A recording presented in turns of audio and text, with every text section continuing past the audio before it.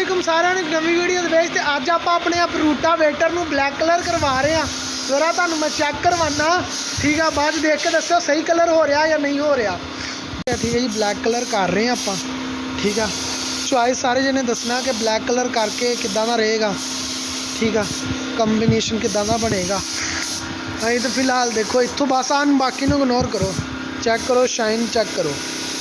पर आ अगर लाल होंदे ना, आ जेड़े एक कम चस बच जानी सी। चलो ये भी करते हैं कुछ, इन्हों का भी सोचते हैं। देखो कलर चेक करो।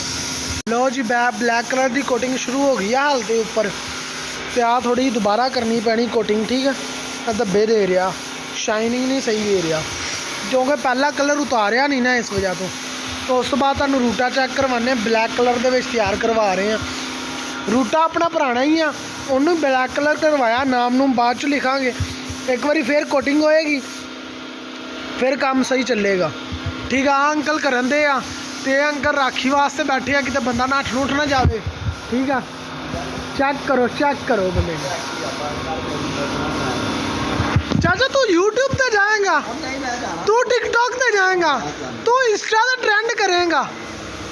सारे नवी वीडियो के अज आप नाम लिखवा रहे हैं अपने रूटावेटर के उपर, तो चलो आ जाओ आप अज नाम लिखवाने, तुम चेक करवाने। अपना नाम लिखना शुरू हो गया बई। अपने को पैरेट कलर है नहीं तोता, तू लै आंदा, ठीक है। ये भी देखो अपना नाम लिखवा रहे हैं, लिखे जा रहे।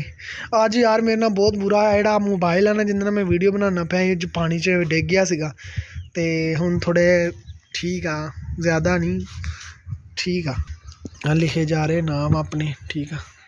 मुन्ना भाई लिखाता बच्चों की हिफाजत खुद करें, तो इधर भी लिखाता बच्चों की हिफाजत खुद करें, मुन्ना भाई थले भाई दे नंबर, ठीक है जी। तो इत्थे लिखाया बाक्सर AM शूटर, ते इधर भी लिखा बाक्सर AM शूटर, इधर लिखा चक नंबर 47 5L, इधर मुन्ना भाई वड्डे भाई का नाम, इधर अपना नाम बाक्सर AM शूटर, ठीक है जी। तो ब्लैक कलर आप करवा लिया, हूँ आप ट्राली रह गई, ट्राली भी ब्लैक फिर किसन करवावांगे। तो